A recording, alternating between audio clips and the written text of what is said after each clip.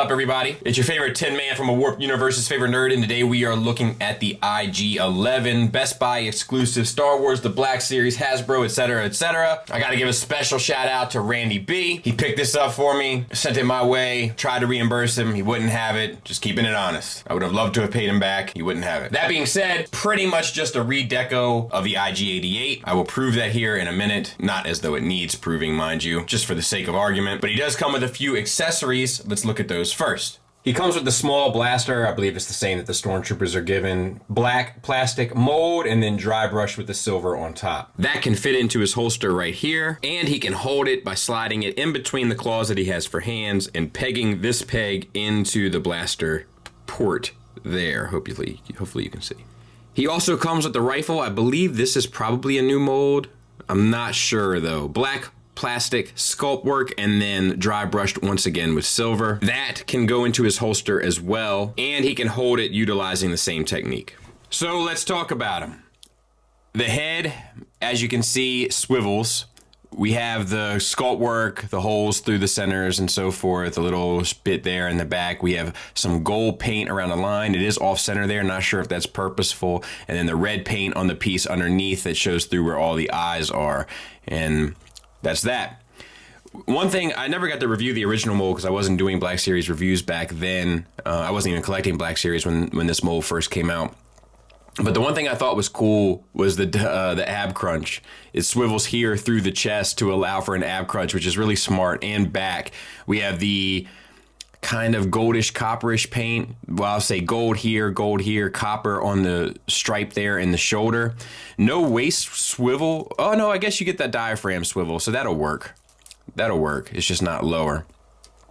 We have basically a universal for a shoulder, so you get the swivel here where it plugs in, and then you get the hinge out, which is nice. No bicep swivel per se. You do get it at the elbow. The elbows hinge over top of this like rubbery plastic, which is really cool. The original one did it as well.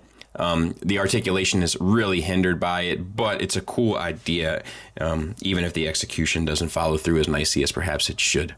And then you get this swivel where it plugs in to the upper arm. You have the coppery paint there and there, as well as some dry brushing throughout. Silver paint on the chest, copper paint on the abdomen, and then pelvis, and then the same copper paint on the hips. Arm articulation is identical on this side. For the hips, you just get the forward and back. You do get the full range, no outward movement, which really does hinder this. I wish they would have done the hips the same way they did the arms. It would help a lot, but then you'd have to get a rocker as well. Tons of detail. We got these pieces that are glued in, these hoses, as well as this one on this side, and then tons of sculpted work. You have silver dry brushing, you have copper paint. It's nicely done. You have is it double? It looks like it should be. It looks like it should be a double jointed knee, but I can't get this top one to move. There, it's moving a little bit. Not that you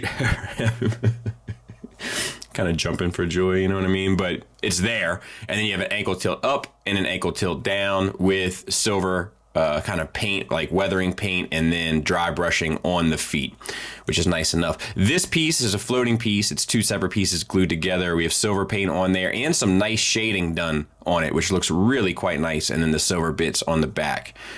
So, I mean, there's not a lot of great stuff here. We do get a thigh swivel as well.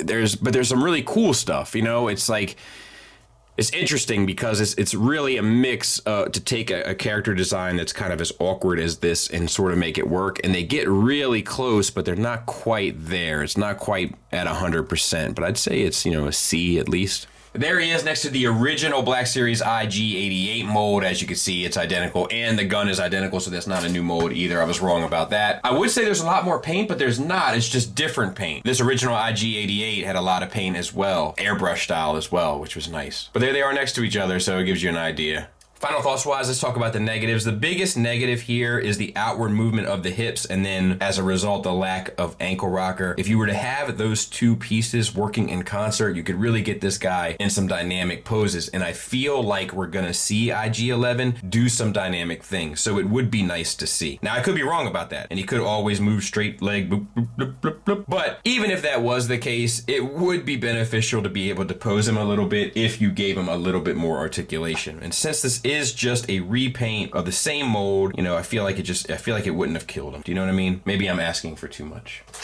Positives wise though, it's painted to the nines. It's pretty fun, you know, to mess with, especially I love some of the articulation choices like in the upper shoulders and in the ab crunch / waist swivel area. That stuff is really nice and it's really seamless, as well as like the soft plastic around the elbow joint. While it's not entirely effective, it's really smart and it shows the willingness to kind of push the limits of what's possible. And that's what I've kind of always liked about Black Series at this price point. So it is a recommend for me. I'm sure the character is going to be pretty cool. I think they're banking on it being pretty cool, as well as the relationship between him and the Mandalorian. So it's a recommend from me. Get out to your Best Buy, see if you can track one down. Thanks again to Randy, and thank you for listening. Thanks for watching. Until next time, take care.